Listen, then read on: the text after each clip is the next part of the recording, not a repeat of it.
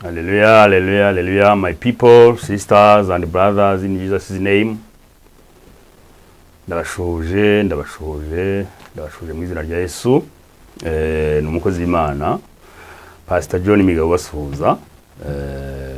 Uyu munsi turi ku itariki 27 z'ukwezi kwa gatatu 2026. Nkaba rero mbarizwa mu gihugu cya Denmark, niho ntuye kandi makorera umurimo, niho mpagaze, ariko umutima wanjye wose, ijambo ryanjye ry'Imana n'ubwenge bwanjye bwose banumva ntekereza umuntu hari ku isi hose.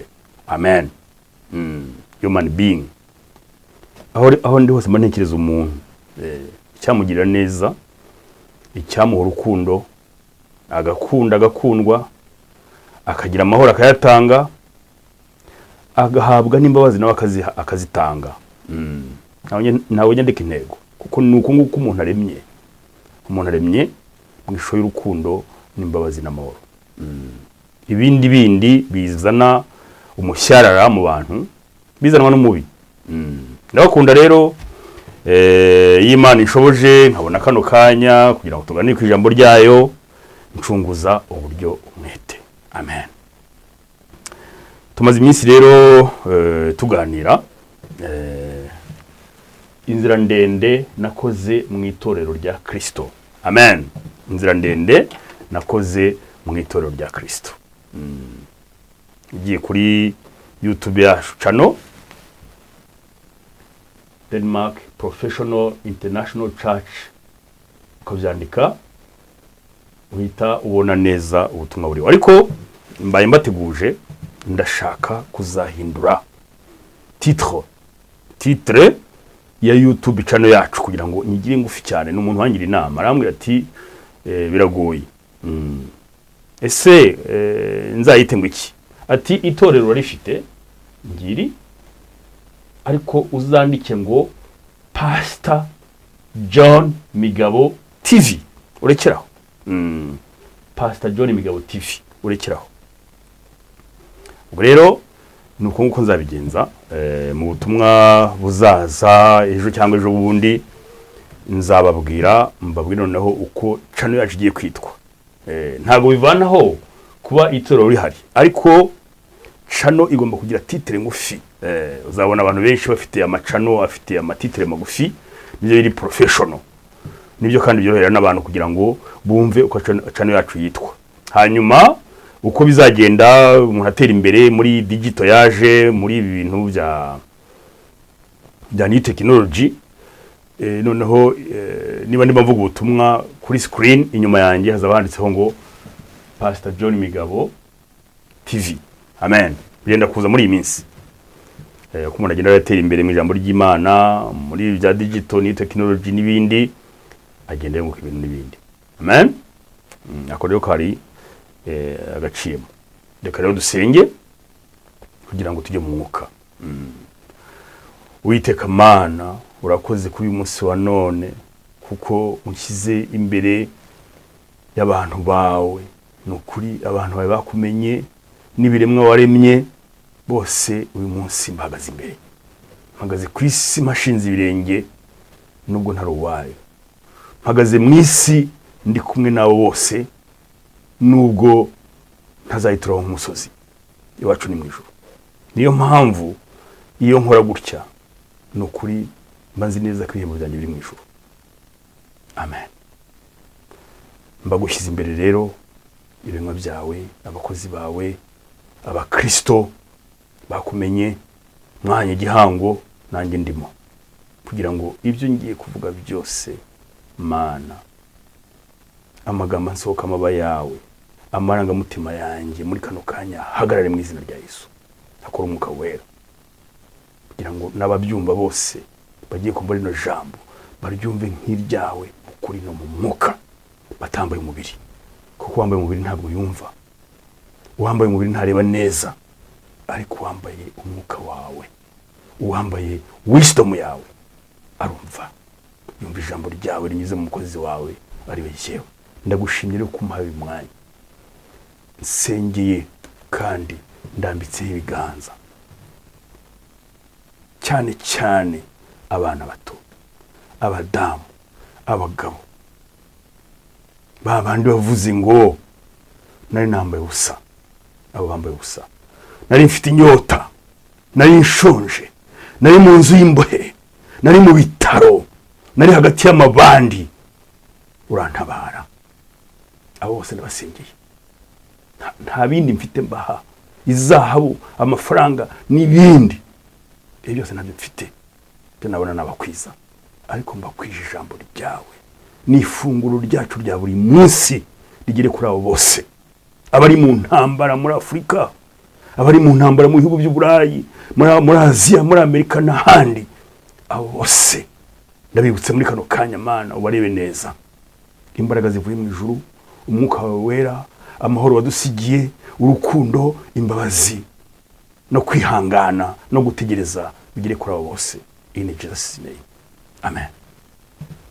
Imana irakoze. Rero tumaze gusenga, tugiye kwiga kuganira, hano nanditse ngo part 6, igice cya gatandatu cy'urwo rugendo, ni inzira ndende, 2009 kugeza muri 2010, hafi imyaka 2 nabaye Bugande. Nabaye Bugande, nari ntuye ahantu bita Kamwoca, munsi rwose gatoya y'itorero ryari rihari ryitwaga Anointed Upper Room Church. Anointed Upper Room Church, icyumba cyasizwe amavuta, cyangwa se itorero ryasizwe amavuta. Amen. Nari ndituye munsi, aho niho nasengeraga muri iyo myaka yose. Amen. Nkajya mwasenga, nkajya kureba za korali barima mu Kigande, mu Cyongereza n'ibindi, ariko ndituriza. Nari umunyamahanga mu gihugu cy'abandi. Kigande ntacyo, Icyongereza nacyo cyari gike, muri iyo myaka 2 naje kongera kukiyibutsa. Neza ndakiga rwose, ndetse nkigisha abarundi n'abakongomani n'abanyarwanda babaga mu nkambi z'impunzi, mu byo bitaga ngo yari project ifasha abantu. Ubwo rero mbonamo certificate y'Icyongereza ko kanya, byari hose cyane. Ntangira rero nanjye kukigisha ko nogenda ubundi teacher, ndi mwarimu w'umwuga. Amen. Ndi mwarimu w'umwuga. Ubwo rero biranyorohera, niyo mvuga ijambo ry'Imana burya kuri isi ubwenge twiga iyo dukoze projection cyangwa se tukabuzana mu ijambo ry'Imana biba biri byiza cyane. Hari ibintu byinshi warize mu mwuga w'uburezi bigufasha guhagarara imbere y'abantu nko magazuku, ugira ngo azabigerageza ahagarara imbere y'abantu. Ntabwo ari ibintu biba byoroshye kugira ngo urangize speech cyangwa se preach nk'ingiyi byose bigenze neza, uhagaze udafite ubwoba. Ni process, ni igihe kirekire. Amen. Ubwo rero nagiye nyine nibera muri Anointed Upper Room Church. Agashya nabonyemo icyambere, abagandira aje mu rusengero bene data, niyo yaba ari mu marimo amasahane, abaje mu rusengero. Amen. Abaje mu rusengero, abaje mu mwuka, nta kindi yitaho, barabyina bagataraka. Byose basi ukabona ko aje gusenga Imana.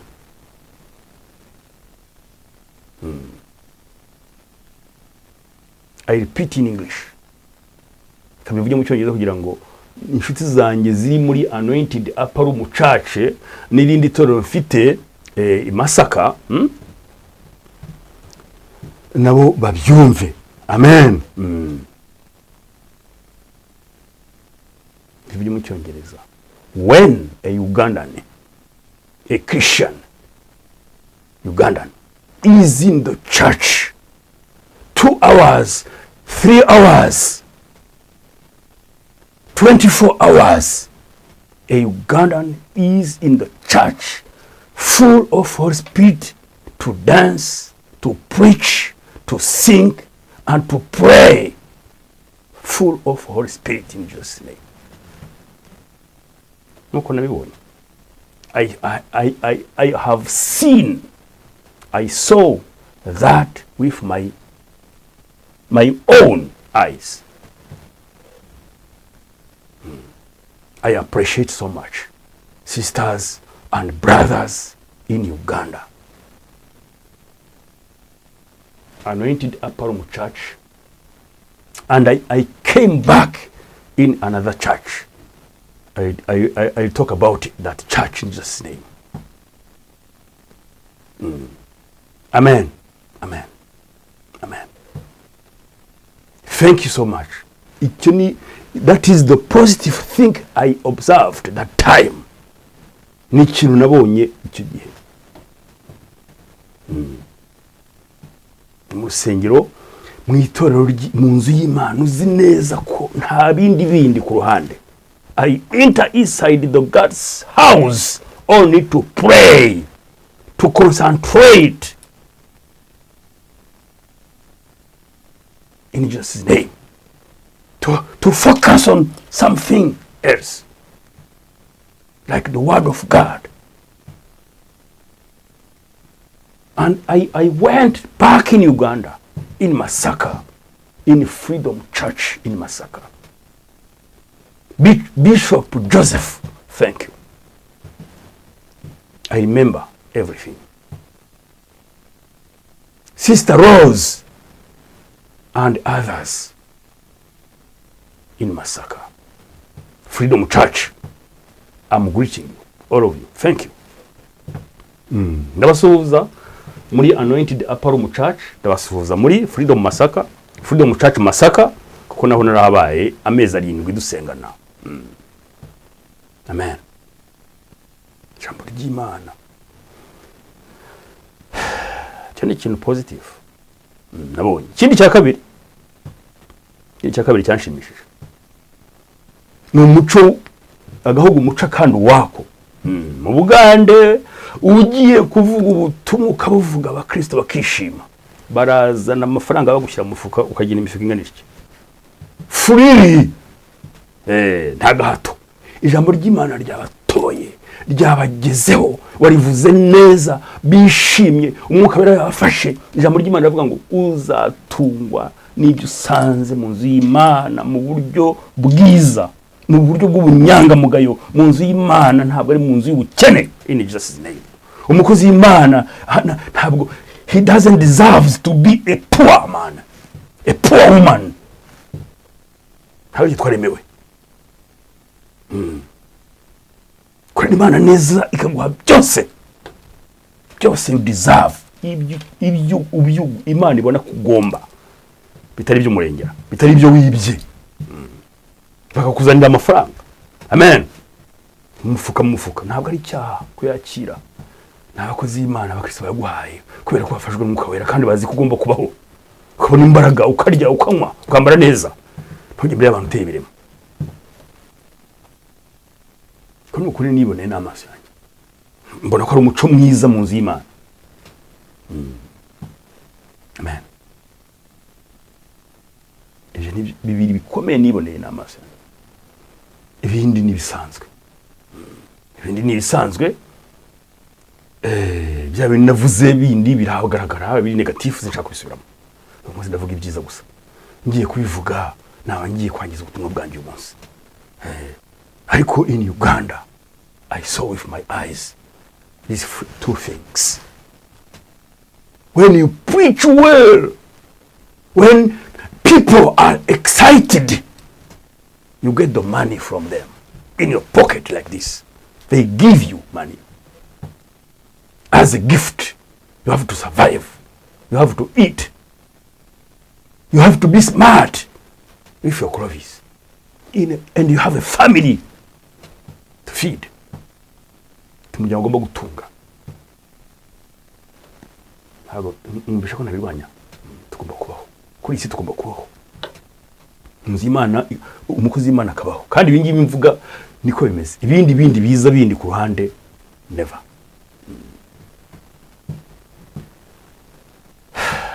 Amen. Thank you God. Thank you Jesus. Imbyibutse numva nishimye cyane. Kujya mu nzu y'Imana uzi kugiye gusenga. ariko ni itorero rya Kristo. Please, turi ku itorero rya Kristo, itorero rya Kristo.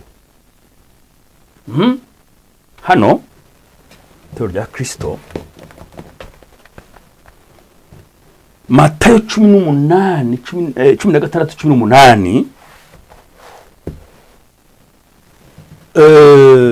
Yesu nibwo yatangiye gutangaza bwa mbere umushinga we, his project. My purpose is this, to build a church on this earth. Kubaka itorero kuri isi, kubera ko inyuma yanjye harimo byinshi bigomba kuvamo. Mu isezerano rya kera hari byinshi bigomba kuvamo. Tukubaka uburyo bushya itorero ry'Imana yantumye. Uwo ni Yesu abwira Petero ati, ngiye kubaka itorero kubera ko umvuze ukundi.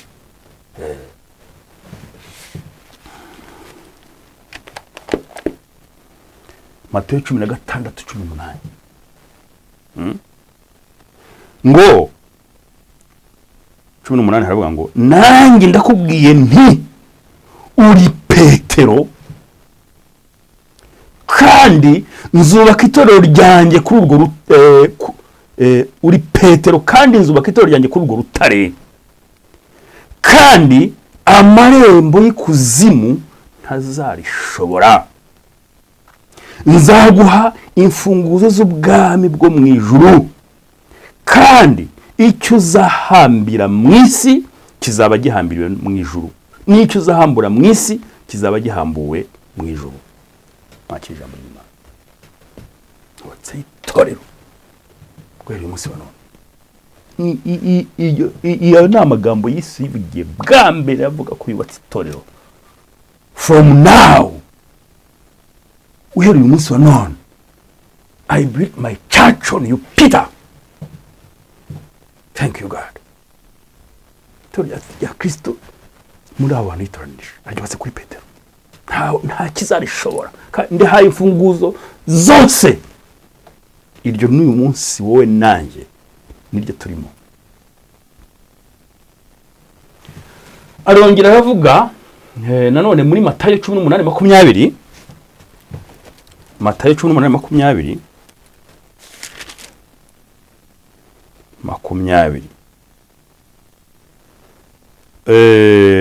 Duhere ku 18, duhere ku murongo wa 18, 19. Matayo 18:19 haravuga ngo, kandi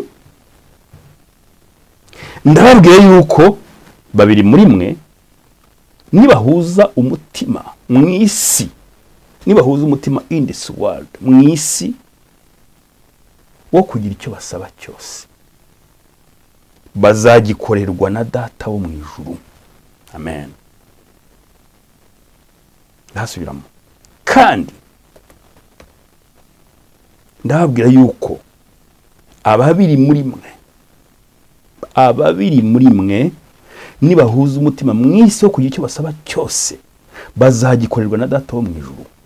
Kuko aho babiri cyangwa batatu bateraniye mu izina ryanjye, nanjye mba ndi hagati muri bo.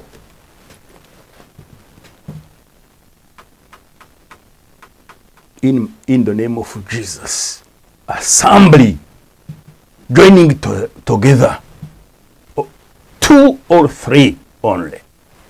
Rero nicaye n'umudamu wanjye hano mu nzu, mu izina rya Yesu dusenga, tuba twamaze gukora itorero. Duhuje umutima, twongera ngo duhuje umutima. Amen. Iyo rero niyo nzira ndende yewe n'itorero rya Kristo ndimo na n'ubu. Urusengero rwakuzura rutakuzura, I look forward, nkomeza kureba imbere, ntabwo nasubira inyuma. Kandi babiri cyangwa batatu kugira ngo bahuze umutima, nuko nabo babanje kwiyeza personally, wowe ubwawe, at the end of this day ukaba warangije kwiyeza kugira ngo ujye guterana mugenzi wawe, na mugenzi wawe nawe akaza ari uko mugahuza umutima. Yesu ari kumwe namwe. amen. Itorero rya Kristo nuko ecclesia, eglise, church. Amen. Ibyakozwe n'intumwa 2:1 ari naho dusoreza, ngo umunsi wa Pentecote usohoye bose bari hamwe mu mwanya umwe bahuje umutima. Amen. Umunsi wa Pentecote usohoye bose bari hamwe mu mwanya umwe, in the same place at the right moment. Bahuje umutima, umwuka wera. Yesu abamanura umwuka wera muri bo, arahari n'imbaraga n'ijambo n'umwuka. Mudahuje umutima, umwe ari mu macakubiri, undi ari mu ntambara, undi ari mu bujura, undi ari mu businzi, undi ari muri za fraude, undi ari mu matiku, undi ari mu rwangano, undi ari mu nzika, undi ari mu kuvuga abandi mu rusengero, undi aririmba ahandi, areba mugenzi we uko yareba uko yiriwe, aramucurika aramucurura. Jesus is not there. Mumvugisha iminwa, imitima yanyu ikamba kure. Ntabwo aho nzahaza. Nzahazaho Pastor John, even my friends, n'inshuti zanjye n'abavandimwe duteraniye duhuje umutima, twabanje kwiyeza no gusaba imbabazi, tukabona kwinjira mu nzu y'Imana. Ntaho tuvuga ngo utubabarire.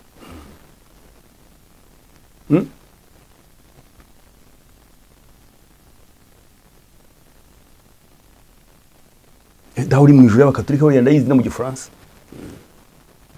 Ntuduhore ibicumuro byacu nk'uko natwe tutabibora babitugiriye. Kandi uyu munsi dukize umubi. Uyu munsi duteraniye hano dukize umubi. Tubabarirane, twiyeze mbere yo kwinjira mu nzu yawe. In Jesus' name we pray, we bury, we step upon the evil in Jesus' name. Dukandagiye Satani, turamuhambye, tumujugunye kwe. Urwangano rutuvemo, umutima mubi, inzika, ishyari, amatiku n'ibindi. Uyu munsi bari twinjiye mu rusengero rwa Imana. Turakandagiye imyuka mibi yose y'ikuzimu. And tutangire tuvugiye Imana. Mwuka wera aramanuka batangira kubona Imana. Mwuka wera aramanuka batangira kubona Imana. Batangira kubona Imana, batangira kubona Imana. Batangira kubona Imana kubera ko buzuye Mwuka wera. Ushaka kubona Imana utawufite. Imana iyoberwa mu mwuka no mu kuri. In Jesus' name. Ngiki ijambo ry'Imana. Mbivuze kubera iki? Iyo mvuze ngo inzira ndende nakoze mu itorero rya Kristo, part 6, Uganda imyaka 2, ahangaha mba ninjiramo neza muri abo bose bateranye. Twumva rya jambo. Muri abo bose 2 cyangwa 3 bateranye. Sorry. Muri babo bose bateranye ari 1000 cyangwa ari 2000. Niba harimo 2 cyangwa 3, sinzarimbura.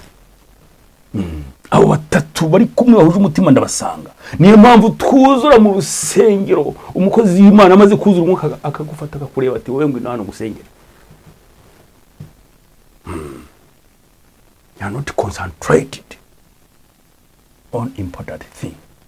Ntabwo concentration yawe iri ku ntego. Your mind is out. Tima ura handi. Come back. Garuka. Sterani. Ntabwo njya kurenda shoza hano. Kandi intego ni nginyi kugira ngo dukomeze mu nzira y'itoro rya Kristo. Muri ibihe turimo kuri isi, Imana irabizi, rirahungabanye cyane. Abantu bari muri byinshi. Iyo ugiye kureba hari umuntu atufite views zingahe? Mfite nka 60, harahongera 70, harahongera 20, harahongera zingahe? Ati ibintu by'Imana nta gahunda bakibikunze cyane. Bari busy. Bari busy mu bundi buryo. Ariko twebwe nabura yavuze igiki Sodoma na Gomora agace gatoya kakikumvira Mana twebwe tuzakomeza ngo ni Bugande imyaka 2 namaze iki cende gishoje hanyuma ubwo niyo nzira ndende nta bindi bishya byabaye hano muri hano ndapara umucace nagiye gusengerayo mvugayo numva ubutumwa ndabyina ndaririmba ariko nayo ntaramenya urwo Rugande n'icyongereza gihagije nicayemo imyaka 2 nkajya gusengatira nabandi tu ariko ngasengera mu mwuka kandi nkumva bavuga ibintu byiza sineye murakoze Imana ihabwa ikibayiro turashoje